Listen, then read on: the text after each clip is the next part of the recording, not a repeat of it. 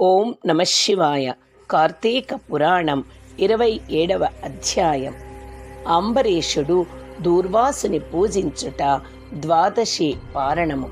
అత్రి మహాముని అగత్సుల వారితో ఈ విధముగా సుదర్శన చక్రము అంబరీషునకభయమిచ్చి ఉభయులను రక్షించి భక్త కోటికి దర్శనమిచ్చి అంతర్ధానమైన వైనమును చెప్పి తిరిగి ఇట్లు నుడువనారంభించెను.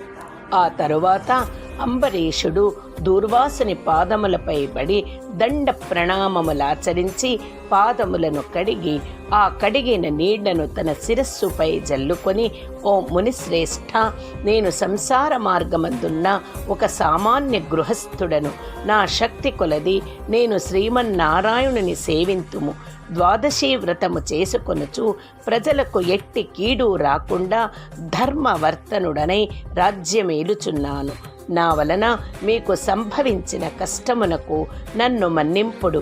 మీ ఎడల నాకు అమితమైన అనురాగముండుట చేతనే తమకు ఆతిథ్యమియ్యవలేనని ఆహ్వానించితిని. కాన నా ఆతిథ్యమును స్వీకరించి నన్నును నా వంశమును పావనము చేసి కృతార్థుని చేయుడు. మీరు దయార్ద్ర హృదయులు. ప్రథమ కోపముతో నన్ను శపించినను మరల నా గృహమునకు విచ్చేసితిరి. నేను ధన్యుడనైతిని. మీ రాక వలన శ్రీ మహావిష్ణువు యొక్క సుదర్శనమును చూచు భాగ్యము నాకు కలిగినది. అందులకు నేను మీ ఉపకారమును మరువలేకున్నాను.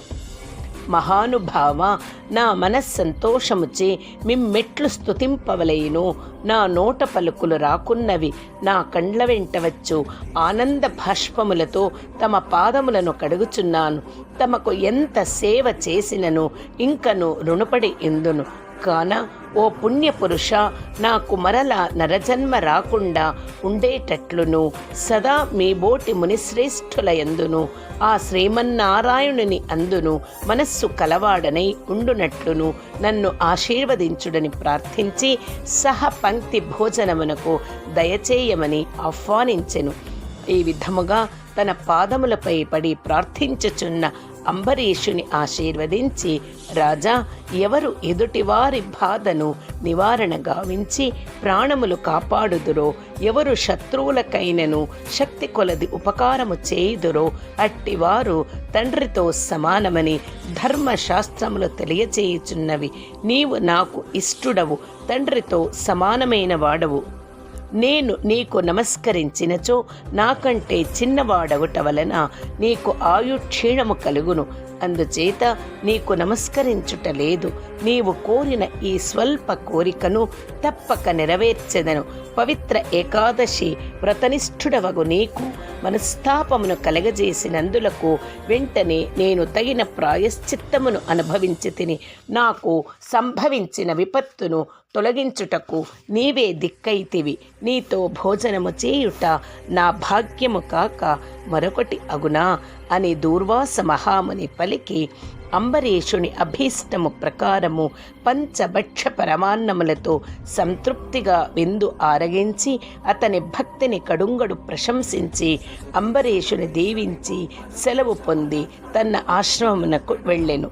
ఈ వృత్తాంతమంతయు కార్తీక శుద్ధ ద్వాదశి దినంబున జరిగినది.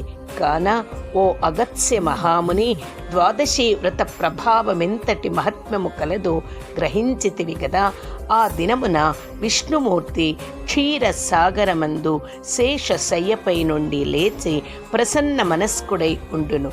కనుకనే ఆ రోజున కంతటి శ్రేష్ఠతయు మహిమయు కలిగినది. ఆ దినమున చేసిన పుణ్యము ఇతర దినములలో పంచదానములను చేసినంత ఫలమును పొందును. ఏ మనుజుడు కార్తీక శుద్ధ ఏకాదశి రోజున శుష్కోపవాసముండి పగలెల్లా హరినామ సంకీర్తనచే గడిపి ఆ రాత్రి అంతయు పురాణమును చదువుతూ లేక వింటూ జాగరణ చేసి ఆ మరునాడు అనగా ద్వాదశి నాడు తన శక్తి కొలది శ్రీమన్నారాయణుని ప్రీతి కొరకు దానములిచ్చి బ్రాహ్మణులతో కూడి భోజనము చేయును.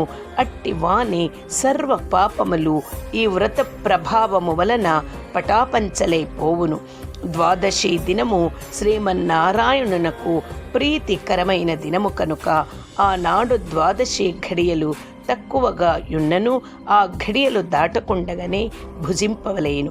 ఎవరికైతే వైకుంఠములో స్థిర నివాసమేర్పరచుకొని ఉండాలని కోరిక ఉండునో అట్టివారు ఏకాదశి వ్రతము, ద్వాదశి వ్రతము రెండునూ చేయవలెను. ఏ ఒక్కటియు విడవకూడదు. శ్రీహరికి ప్రీతికరమగు కార్తీక శుద్ధ ద్వాదశి అన్ని విధముల శ్రేయస్కరమైనది. దాని ఫలితము గురించి ఎంత మాత్రము సంశయింపకూడదు.